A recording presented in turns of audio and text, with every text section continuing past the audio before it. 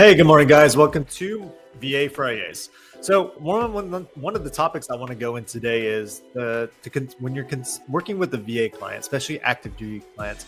One of the things you need to consider is the type of home that works best for their specific lifestyle. Right.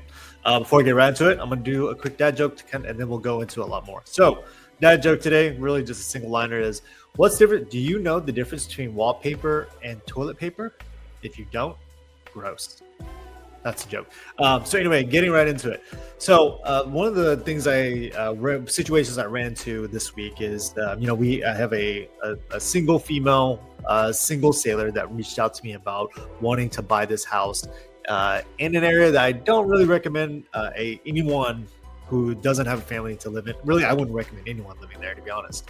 However, one of the things that they reached out about was, hey, we really want to put an offer on this house. This house is at a low price. It's priced to sell, but also it's not in the best part of town, but also it's a single family house. Now, as someone that has been in her shoes, who's transferring from South Carolina to upstate New York, or not upstate New York, to Washington State, which and she went through the same school as I did as a nuke, and going through that program, coming out here, going to her first submarine. She's actually going to the same submarine as I went to, which is pretty cool. And very, very, very similar, moving pattern as far as what I went through.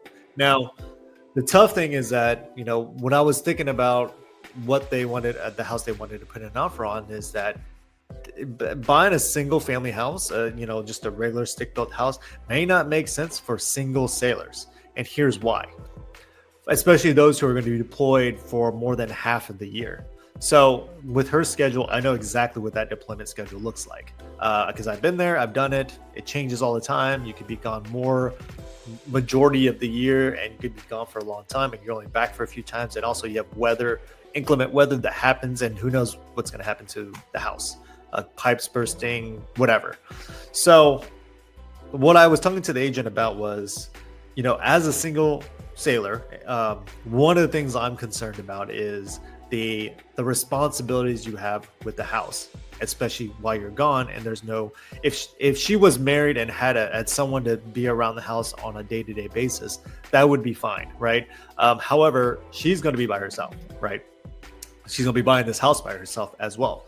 So why that plays into an impact on what type of house she gets, I would almost consider, single active duty clients who don't have family moving in with them at all. They may have roommates, but even then, that roommate might be active duty and also have a different schedule completely. They might have the same, or just whatever. So there's a chance that the house could be vacant for 9, 10, 12 months between the two of them. The other thing is that, there's also landscaping and all these things you have to do with the house. Buying a single family house, like the stick built, it's like getting a puppy. Like, yes, you can give that puppy to somebody, but you still have to be there on a day-to-day basis to kind of take care of the puppy. And who's going to do that? It's a lot harder with the house because you can't, house the house somewhere else. So unless they have family nearby. Now, one of the things I do recommend is that maybe they should be looking at townhomes or condos where there's a shared wall, because for the most part, the reason why that's a big deal or why that helps is that typically there's not going to be any issues on the exterior of the home because that's being taken care of by the association, right? Townhome is basically a duplex, but for the most part, the external stuff is taken care of by the HOA for the most part. And condos, it's basically an apartment unit. So as long as you turn off everything, all the units around it, if there's any issues, they're going to know, and they're going to obviously take care of it. So a lot less problems can happen, or a lot less problems wouldn't go as unattended for not for a very long time. So that's something to consider when you guys are considering helping your active duty clients buy a house, is because you guys would really need to consider their lifestyle. Now, again, they have family, they have a spouse, children that are going to be in the house on a day-to-day basis. Then buying a single family house is fine because there's someone there. And the high chance of major problems being caught is totally fine. But when it's just them, it's better for them to go into a place that's a little safer. And again, this is a 6-figure investment that they have to pay on while they're gone. I had a client last year when we had that cold snap freeze that went from like 40 to negative to 20 degrees within a couple of days, and that lasted for a week. I had an active duty single client who was underway at the time, and his pipes burst and flooded the entire downstairs, and even seeped into the upstairs because the pipe was that bursted was in between. So had not found out, luckily he had some friends that looked out for him, checked on the house, stuff like that, and they checked it on it just in time where the pipe had just bursted. So he was immediately taking off his underwear, which good thing he was in an area that he could do that, then come back and take care of all that stuff. Not a lot of people are that lucky. So it's very, very kind of a scary situation, and you just something to consider with their lifestyle when it comes to active duty clients who are going to a deployment schedule.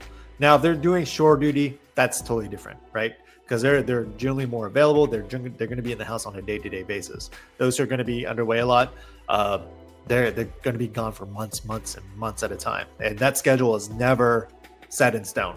There's some deployments I was supposed to be gone for 3 months, and I was gone for 6. So those are things that to consider with that schedule.